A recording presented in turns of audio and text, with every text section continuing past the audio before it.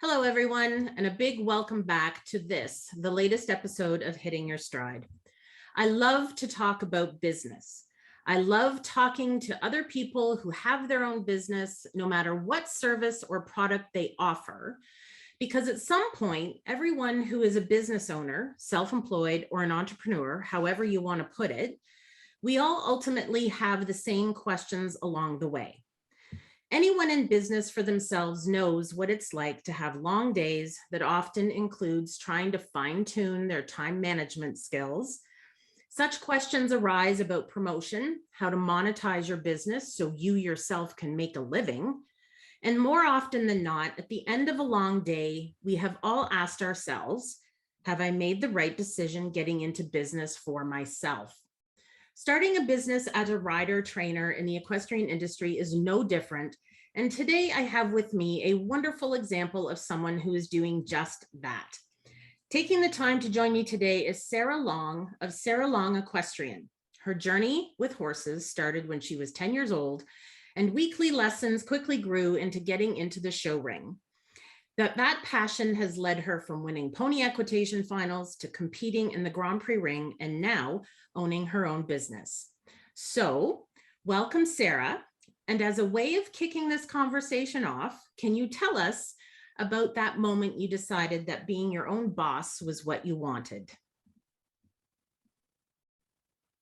Hi, Tracey. Thank you so much for having me today. Oh, you're very welcome. To this. For me, it wasn't necessarily like an aha moment. I had been working for Mark Hayes at Kestrel Farms, managing for him the year prior to the year that we started over at Stonecroft. That's the name of the facility that I'm currently running out of at the moment.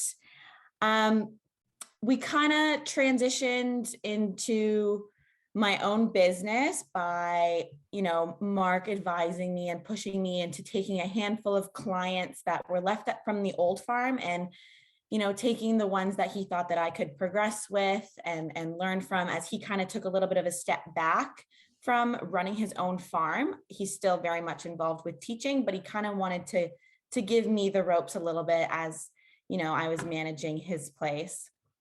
So it wasn't like I'm going to do this. It was kind of like Mark advising me to do this. And, I was a little nervous at first and he kind of, he's like, no, you got this. So one step led to another and, here we are a couple of years later and it's been going great. That's awesome. Yeah. Isn't it kind of funny when it's not really what you had planned, but when everything just sort of seems to work itself out and something is actually presented to you, right? Yeah, there really was no plan. There was no plan. And, he was away for the winter and I kind of took over and it just kind of escalated from there. So in fact, it was something that you didn't expect, but it was fairly smooth because it was unassuming. It wasn't something big and in your face. Yeah, exactly. No, it was good. And I took a lot of great people over with me and they made it really enjoyable. And, it was fun. It was a really fun move for me. Awesome. All right. So you began riding competitively 12 years ago and you've worked your way up to the Grand Prix level. What were the key components to your rise through the ranks? Do you attribute that to natural ability, hard work, your own drive, or was there something else involved? So natural ability, yes, but hard work and drive were required in order to obtain that level of competition for sure. Some key components I would say for me would definitely be being able to ride every day, show up every day. You can't see results overnight. You have to be able to spend time in the saddle. You have to be able to get to the barn every day and ride. You cannot get better at something if you don't practice it. It kind of goes like, for someone who doesn't ride, let's say you're going to the gym, you're not going to see results in a week. You're going to see progression over a longer period of time. So definitely being able to have the opportunity to ride and get in the saddle every day will definitely, progress you along a lot further.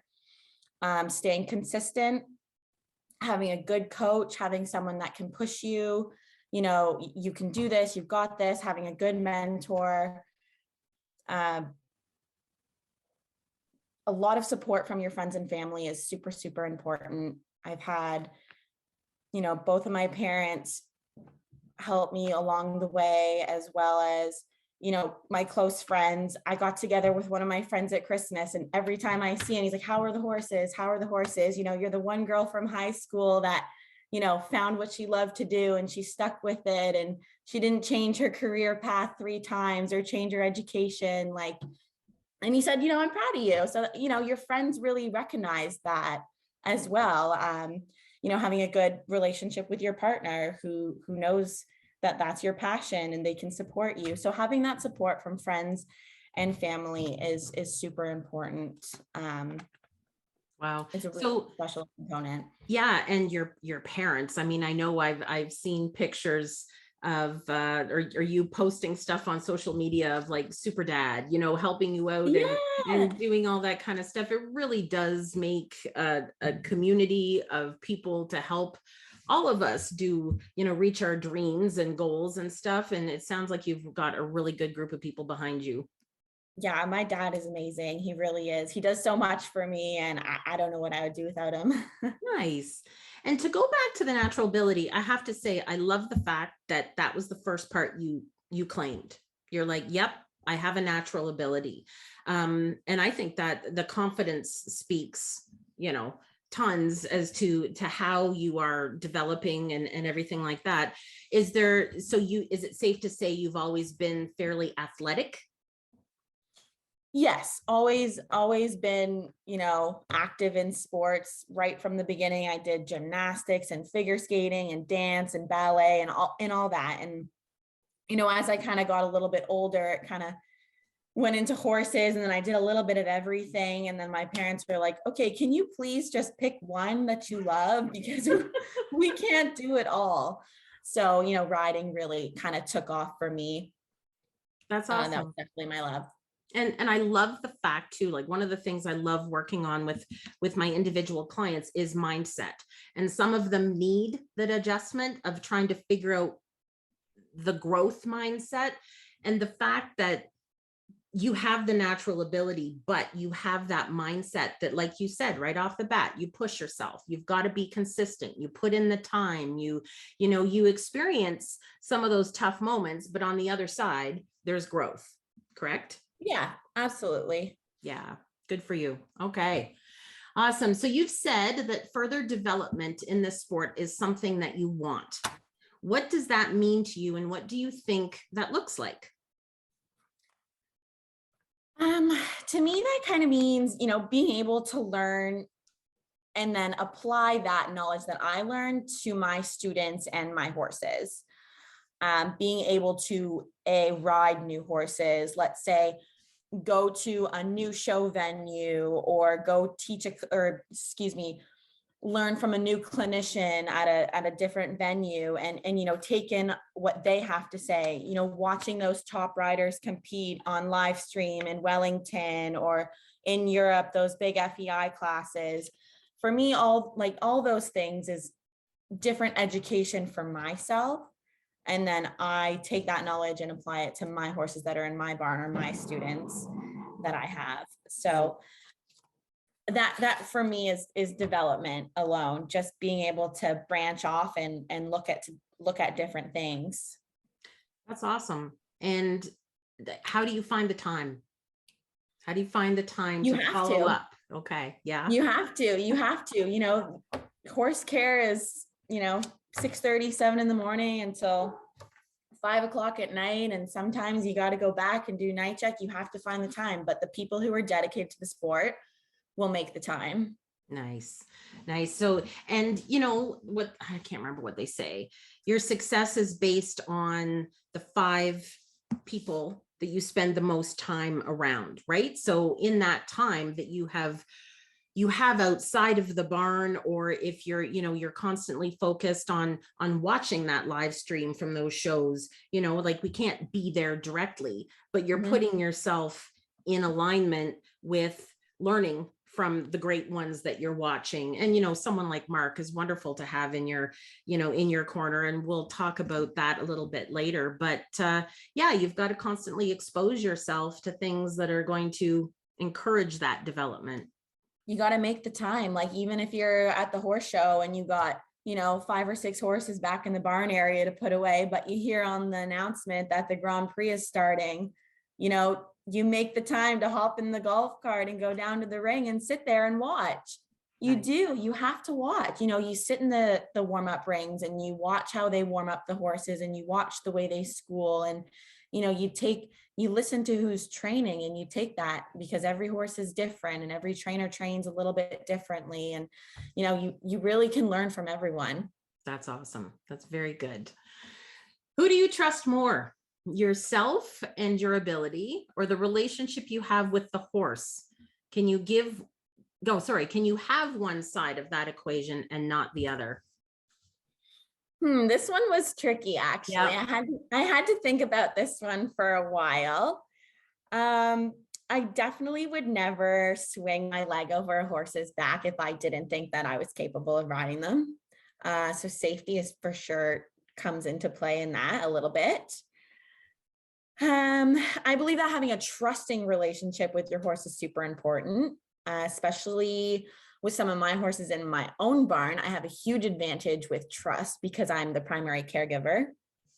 I feed them, I put their blankets on, I pick their feet out, I'm the one walking them to the paddocks. And, I do like to think I spend the most time with all of them in a day. So they kind of get to know me personally. Yes, they love their humans and they want human interaction, but sometimes when I'm the one riding them, I feel like I have a little bit more of an advantage. So I feel like that, that for sure is trusting with the horse. Okay. I talked about sensitivity a little bit as well. Some are more sensitive than others. You kind of stumped me on that question a little bit, Tracey. Well, I think you've done a very good job at answering it. And the fact that, like you said, you're the one that the horse sees every day, first thing in the morning, generally last thing at night, right? Yeah. And, I guess too, another question, because I love the way you answered that. And you are, they love their people, absolutely, but you're their go-to for all of their needs.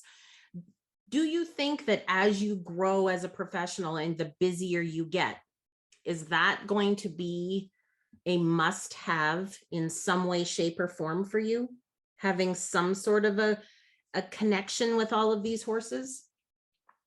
Yeah, you have to. I mean, like you said, sometimes you can't be the one to feed them or the one to take them out. You have help, you have staff that do that, but hopefully they learn from the way that you treat your horses, and that carries on through your staff, and it kind of goes that way a little bit. But yeah, having a trusting relationship is really beneficial to your riding and your connection with your horse. Good. Okay. And yes, you are known for your ability to ride any kind of horse. What kind of ride is your preference? Is there a particular situation that taught you something that you can share with us? First of all, I love all the horses that I have the opportunity to ride. I'll just start by saying that they're all special and unique in their own way. But I would definitely say my preference leads towards the jumper ring, the jumpers. And if I were to specifically say between a gelding or a mare, I would actually say a mare, believe it or not. I've had my fair share of both, but I feel like a jumper mare with a little bit of blood, so lots of energy, a horse that kind of carries you to the fences, shows that they're a little bold, super brave. Obviously, everybody who rides the jumpers, you want them to be fast, you want them to be careful, but something that shows that they really want to go out there and please every time for you is a huge trait that I look for in one of my horses. Nice. One thing that I've learned by riding different types of horses would be that it only makes you a better rider. You can have multiple horses in a class, and people pick, oh, which one do you want to do first? And I usually let the owners pick. Like, you never want to pick a favorite, but sometimes you want to go in with the one that is the bravest. So, which fences are spooky, or, it kind of depends, but definitely a brave, quick, careful horse is definitely something that I prefer. Cool. And is there a particular situation where something taught you, there was a lesson you learned in dealing with one of these horses? I can't say there's a particular situation, no. What about a surprise? Did one of them surprise you, and how you got out of it or got into it, or something that was a challenge that you worked through that kind of taught you something? Ooh.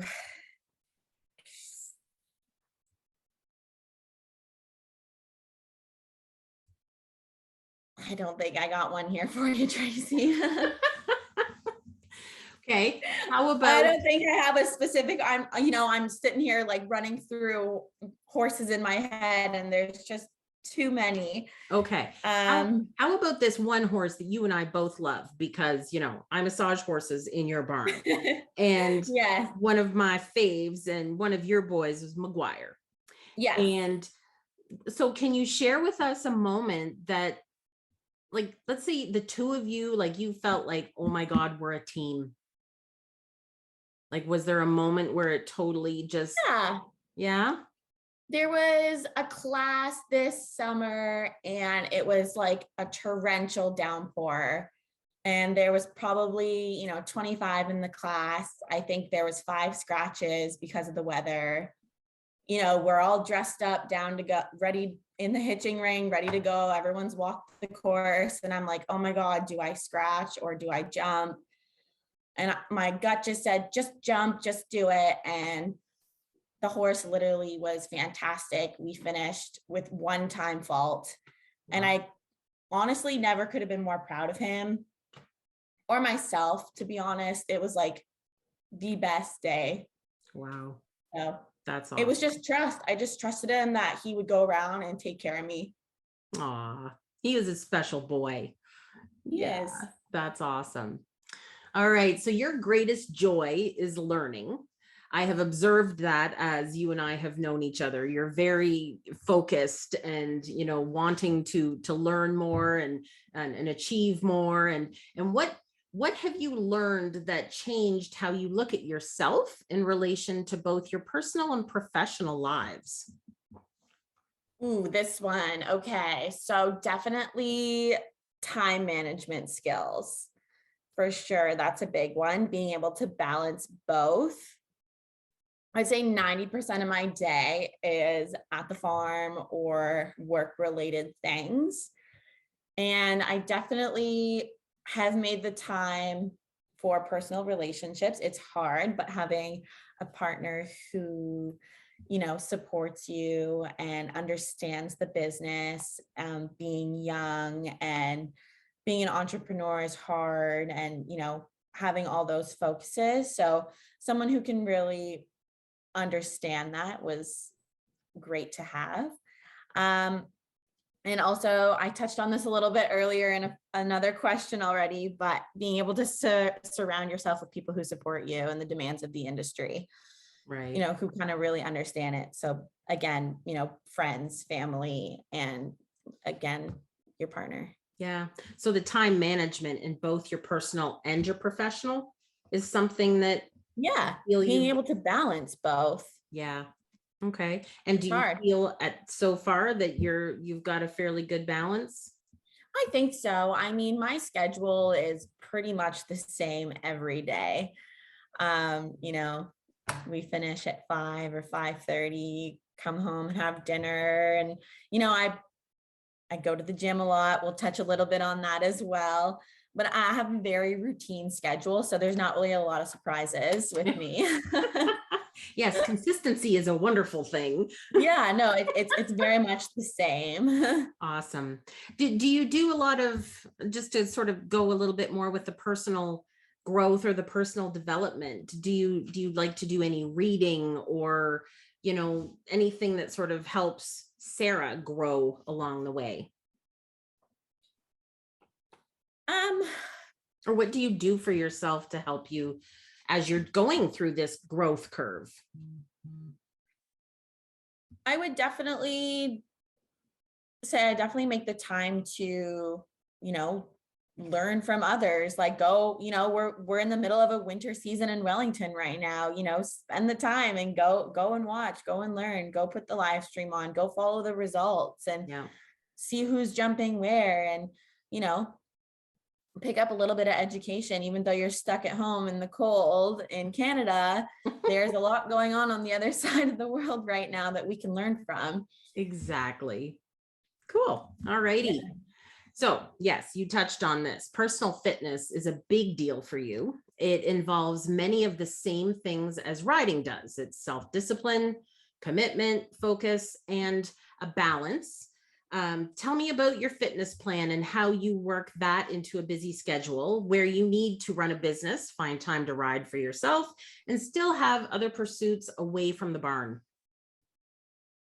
Okay, so my fitness started getting pretty serious back when I was in high school. Like it feels like a lifetime ago. I'm getting old. When I started doing equitation with Mark, when we, first started training together, I was like 100 pounds. I was weak. I was small, and the horse at the time I was given to ride was 18 hands. Couldn't have been a bigger spectrum there. And, one night I was like, what can I do? Like, how can I ride this horse better? Like, what can I do? I had to get physically stronger. So I started going to the gym and doing weight training and core strength and, all of these things that I could apply to my riding by doing it in the gym. And it kind of escalated from there. I mean, this is a very long period of time we're talking about now. We're talking 10 plus years. But it became, a lifestyle. It wasn't necessarily, okay, I have to get stronger to ride this horse. It just became a routine, something that you have to fit into your schedule. It doesn't have to be every day, but again, being consistent. Throughout the pandemic, I would say everyone's had some struggles with fitness, having some of the gyms closed down and not being able to see other people and, trainers training people. It became a little bit difficult. I was very fortunate enough to have a close friend of mine let me work out in his gym. So I've been able to do that, which has been super, but most of that is in the evenings after barn hours, after dinner. Sometimes when you sit down on the couch, it's hard to get up and get going again at 8 or 9 o'clock at night. Wow. So it's tough, but it's mental. There's some days where I'm so tired or, my knee is sore or my back hurts a little bit, and I'll just mentally still go in the car, drive to the gym, go on the treadmill for 20 minutes and walk or stretch or do something, because that also mentally for me is good for me, just to, take a breath. It's not necessarily physical, exhausting workouts. It can be also for my mind as well. Oh yeah. Yeah. I love the fact that you mentioned like just move. And that isn't that the biggest hurdle to get over is your mind going, okay, you're right. I just finished a very long day, whether you've been in an office for 8 or 9 hours or whether you've already been outside in cold, frigid weather. And then at the end of the day, who wants to go do that? I know that is so challenging. So do you find that as you're developing as a professional that your students and your clients maybe look to you for some guidance in this? Like, yeah, absolutely. Yeah? There's a ton of girls that actually ask me all the time, what can I do to keep my lower leg nice and still? Or how can I keep my upper body straighter over the fences? And, my horse, I feel like my horse is pulling me, how can I strengthen my body and my core to, help him? And, our horses are athletes and we expect them to perform their best for us. We should at least be able to be fit enough to help them do the job. So as riders, you have to be somewhat fit, I believe. You don't have to look a certain way or be a size 2, but you physically should be in some sort of good health and good shape. Yeah. Yeah, absolutely. And yeah, I can definitely attest to that from, the massage therapist point of view. Like a horse is going to be at its best when its rider is able to respond to its athleticism. Otherwise, imbalances develop in the horse, etc. So that's absolutely. And like you said, they don't have to be a size 2. Everybody has a different, their different strengths and weaknesses within their own body. It's just a matter of recognizing that, getting to know your own body, and then finding out what works best for you. So you love lifting weight. Yeah, I do. I do. Yeah. It just grew on me. And, once you see results, you're kind of like, oh, what else can I do? And how can I progress? And I've gone up and down too with my strength. And, you just have to stay consistent and keep going at it and not give up. Yeah. Good for you. Yeah, I know. I love lifting the weights, flipping some tires is the best way to. Yeah. But even if you've had a bad day, you can go to the gym and end on a good note. There's so many times where I'm like, I'm not going to go tonight. I'm going to cancel. I'm going to tell him I'm not coming. And then I go and feel so much better. Awesome. It's awesome. It's therapy. It really can be. Yeah, exactly.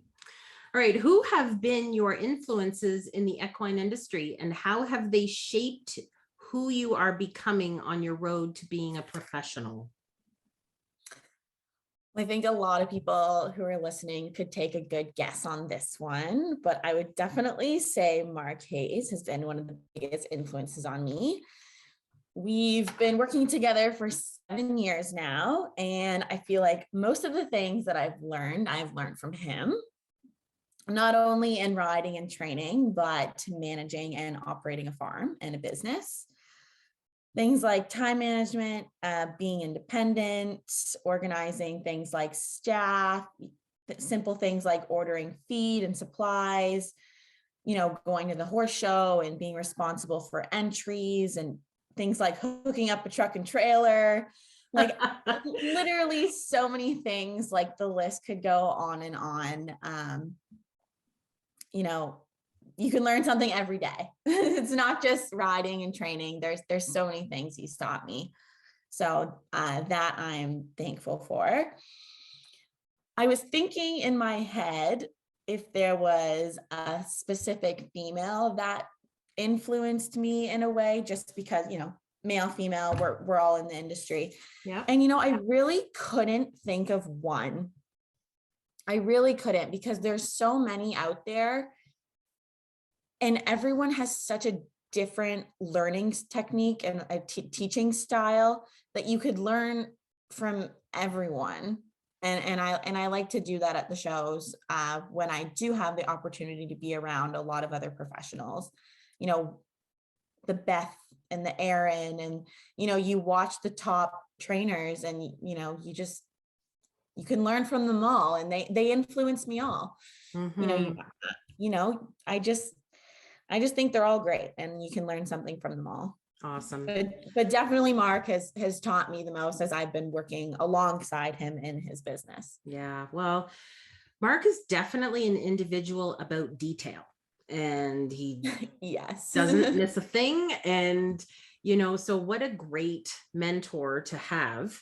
And, someone who's so willing to share his experience with you. And, and honestly, what a compliment it is for you and who you are that, yes, he's invested his time over the years and, made that unassuming transition for you. Like, here you go. This is, I want you to take this on. That's quite a compliment. Yeah, no, it was a big ask, but he gave me the confidence, and I was happy to do it and happy to awesome. And he's been there to kind of help you out in a moment of like, what do I do? Or oh yeah, he's a phone call away. And he still helps you like find your mounts, find your rides, and he gives you input that way, does he? He does. Yeah. No, I'm excited for you to meet our new one. Awesome. Yeah, Yeah. you guys have a good barn full of horses there. Yeah. All right, so this is the big one as far as business goes, that I think everybody, whether or not you're, like I said in the intro, whether you're a rider trainer, whether you're a life coach, whether, anything that you're working on nowadays requires some sort of branding, something that people can recognize. Oh yeah, that's so-and-so. Branding is a big component for business these days, and you're getting started in that process. How have you found it so far? What are the biggest challenges you've encountered, and how are you handling them as you venture out on your own? So with branding for me, I haven't had to do a ton of branding for myself yet. I was definitely branding Kestrel Farms for Mark for years, and the clients that I took from the old Kestrel to the new Kestrel, we kind of kept it as Kestrel, but he kind of had branched off to a lot of different clients. So I kind of don't really have my own farm name yet, but I definitely have a new fresh logo that a good friend of mine had produced for me over the winter time. And I'm really excited to brand that this summer. It's really fun. It's beautiful. And yes, it's a beautiful logo. I'm definitely gonna, kind of brand that a little bit this summer on, some saddle pads and scrims. I have some banners in the works. So that will be super fun. And I definitely think social media will be a good tool for branding, because there's a lot of people that follow each other and post and share and talk and hashtag. And, social media seems to kind of be the way to advertise. Mm-hmm. I haven't had to do a ton of advertising because my barn is full. I'm kind of at my max right now. And eventually in the future, I would like to expand.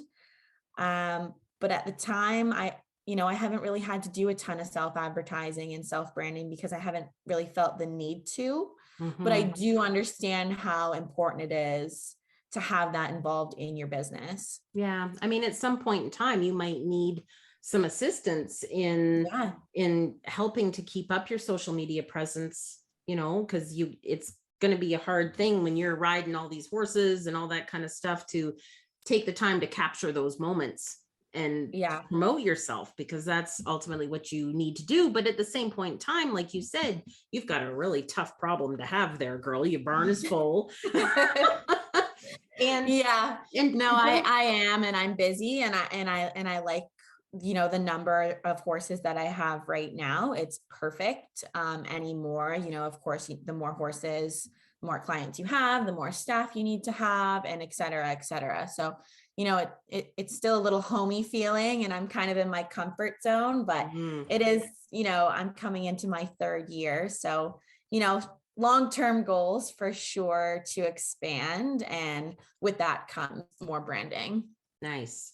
And I also sorry, go ahead. No, that's okay. Like what I was going to say was a lot of the thing with the horse world, especially, yes, it's a business. Yes, you're an entrepreneur. You are self-employed. So much of the business in the horse world, as we all know, comes from referral. Yeah. And reputation. So, that's a really good statement on your behalf. That's great. Yeah. I really like to post little clips and pictures of my clients on my Facebook or on my Instagram, and, different exercises or different places we're going. And, I think it's a little bit more personal too. And I think a lot of the girls like that. Yeah. I mean, in order for it's all about you. You're trying to brand, but you are the brand. So people need to get to know Sarah. But I'm also branding my clients and their horses as well. No. No, I am. It's true. I'm proud of them. I love them. Like, hey, look at this. Absolutely. Hey, look at this. Look what so-and-so did, or look what place so-and-so got today. Or, that, I love doing that for them. And you know what It's that is? fun. That's a good sign of leadership. That's a sign of good leadership. Yeah. Yeah, you're bringing them along, and you're, helping not promote them in a way of, business and stuff, but yeah, I mean, they leave feeling good about themselves. They have positive results with the horses and a great relationship with you and their other barn mates. Yeah, that's the end goal. I want everyone having fun. Good. Well, it certainly looks like you're doing it. And aren't you sponsored by Triacta? I am, yes. Yes. And how's Yeah, that? Pardon? they've been really good to me. Christine Kubota, she's awesome. Yep. Shout out to Christine. Yeah, she's Shout out to awesome. Christine. Yes, Triacta. All my horses are on Triacta. They feel good. Their joints are awesome. They're on it year round, not just when they show. Yeah. It's just good for overall horse health. Yeah. Good. So what are your plans for the summer? What are your plans for the summer of 2022? Like you personally, and then share a little bit about what you've got for your clients. This summer we'll be showing on the A's again. Hopefully I've had a couple 4-year-olds that I've kind of been slowly progressing over the winter time. So I'm really excited to get those ones out into the schooling rings and hopefully some 5-year-old classes. Mark and I recently have a new project we're working on. It's a 7-year-old. So hopefully that one can make its debut in the spring as well. I have old ones and new ones, it's kind of a good mix right now. We'll go to Ohio in March. Mm-hmm. So hopefully we can get down there. I mean, we were supposed to go in January, but with the Omicron, we kind of took a step back, and a lot of people were like, you know what, that's the right move. Let's just stay home. We'll wait a little bit longer and just kind of see what happens. Yeah. But we'll definitely go to Ohio, and that should be super fun. And, I think Caledon is having some shows in the spring, even in April. So we'll, do some schooling. We go off property all the time. We've been grateful to go over to the Selkies to school. So, just keeping all the horses fit and happy, jumping, once every other week, just conditioning and maintenance. Yeah. And when you said, you've got old ones and new ones, I have to say that one of the things I've really grown to appreciate about you as a young professional, coming from someone who's been massaging horses for a very long time and been in a lot of barns, you do know each and every single one of your horses very well. Every single horse that's in that barn, very well.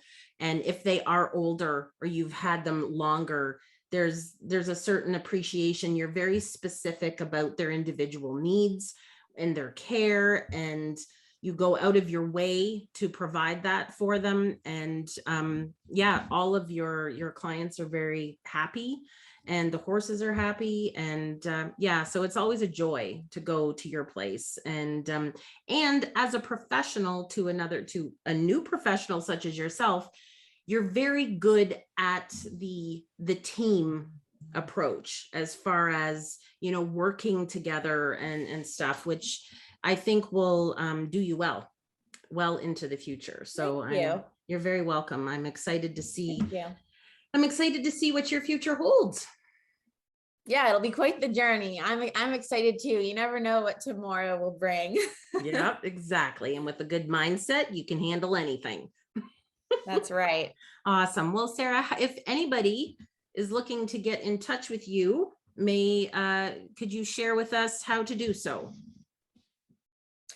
Definitely Facebook or Instagram, Okay. Sarah Long or Sarah Long 66. Okay. You can reach out, DM me, send me a personal message, like or comment on anything that you can find of mine, and I will get back to you. Okay. And do you mind if I put your email in the show notes as well for people? Sure. Okay. Yeah, sure. That's great. Well, thank you, Sarah. Right? This has been a lot of fun. And like I said, I'm excited to see where you go with all this. Thank you so much, Tracey. I appreciate it.